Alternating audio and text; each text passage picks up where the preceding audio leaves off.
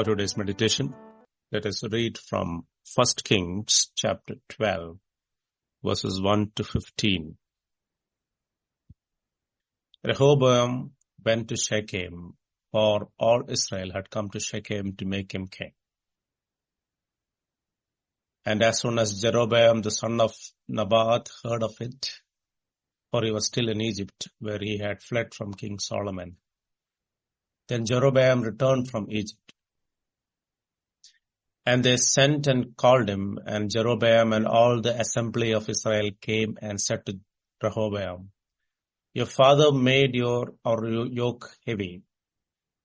Now therefore lighten the hard service of your father and his heavy yoke on us, and we will serve you." He said to them, "Go away for 3 days, then come again to me." So the people went away. Then King Rehoboam took counsel with the old men who had stood before Solomon, his father, while he was yet alive, saying, "How do you advise me to answer this people?"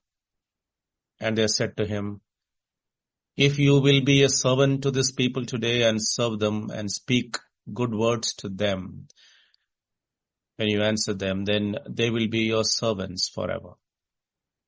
But he abandoned the counsel that the old men gave him and took counsel with the young men who had grown up with him and stood before him.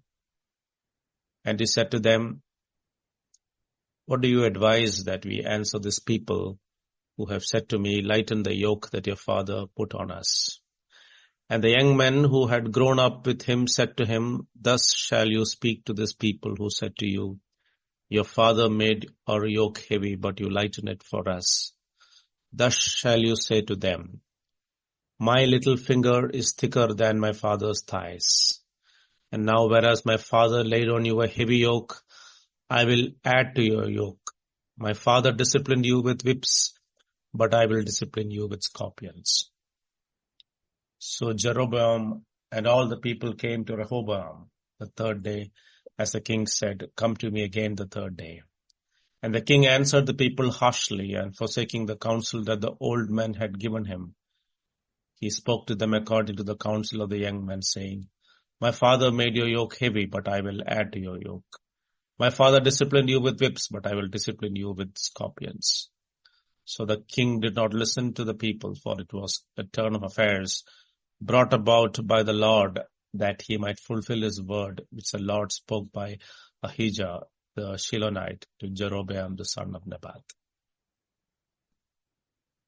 In this chapter, we witness a pivotal moment in the history of Israel, where poor leadership choices set the stage for division and spiritual decline.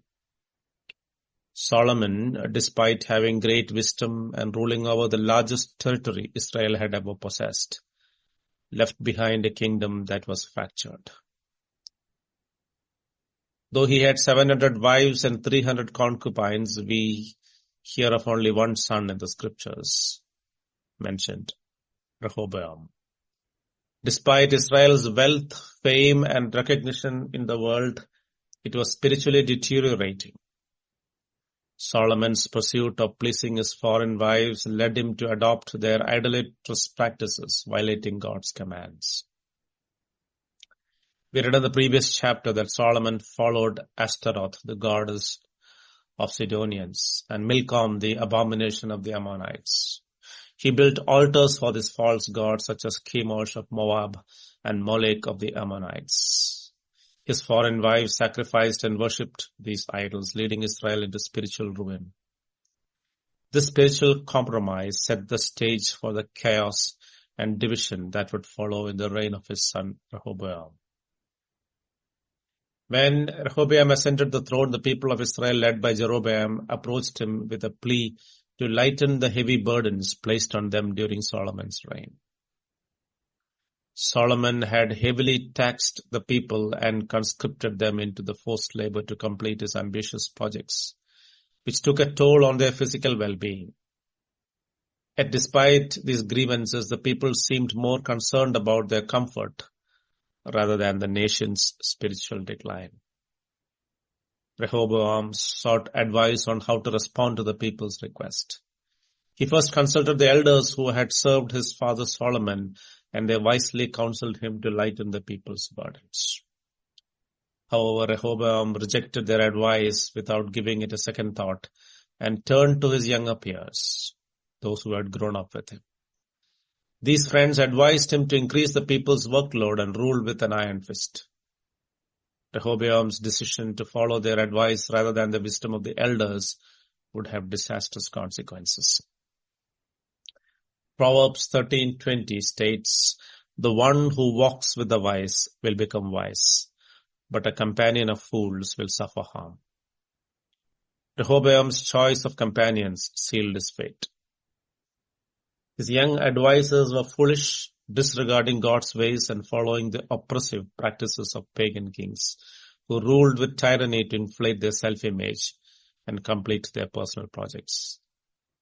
Instead of leading with wisdom and humility, Rehoboam chose a path of arrogance and harshness. Jesus, on the other hand, taught a radically different view of leadership. In Matthew 20, he said, "You know that the rulers of the Gentiles lord it over them, and their high officials exercise authority over them. Not so with you. Instead, whoever wants to become great among you must be your servant." This is the heart of Christ's leadership. He came not to be served, but to serve, he said in Mark 10:45. For even the Son of Man did not come to be served, but to serve and to give his life as a ransom for many. Rehoboam's failure to follow godly wisdom led to the division of Israel. The 10 tribes rejected his harsh rule and made Jeroboam the king, leaving Rehoboam to rule over only the tribe of Judah. But Jeroboam's reign was no better. Though God promised Jeroboam through the prophet Ahijah that if he walked in the ways, God's ways, and kept his commandments, God would build him an enduring house like David's, Jeroboam's insecurities led him into further sin.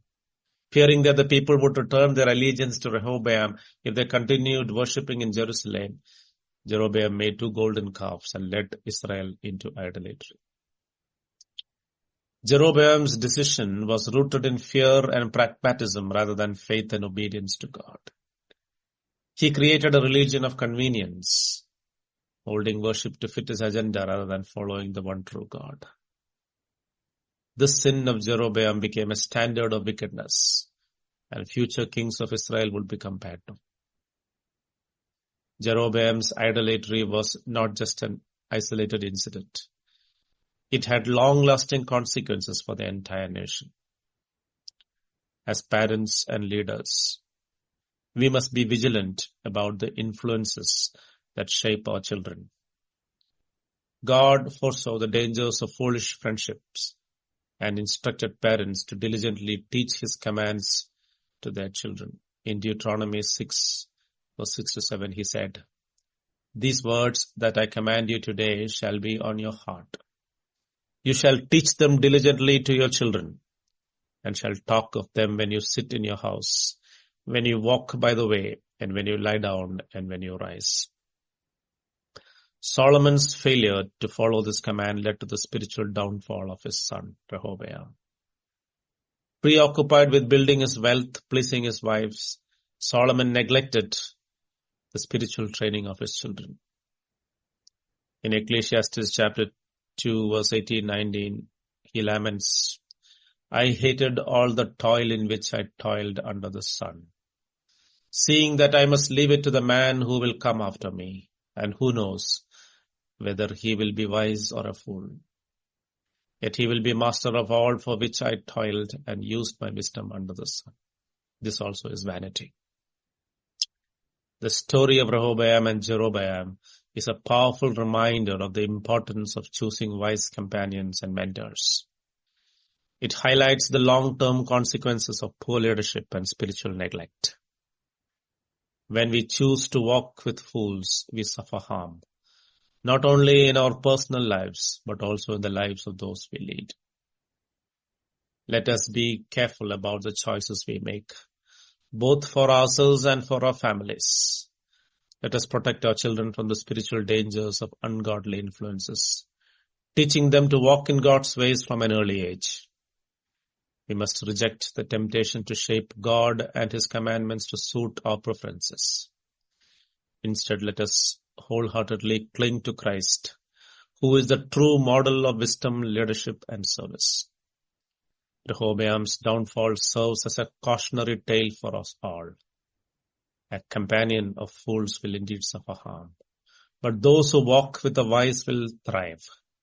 Let us choose our companions wisely, seek godly counsel, and lead with humility and a servant's heart, just as Christ did. May we avoid the mistakes of Rehoboam and Jeroboam, instead lead lives that honor God and reflect His wisdom and love. God bless.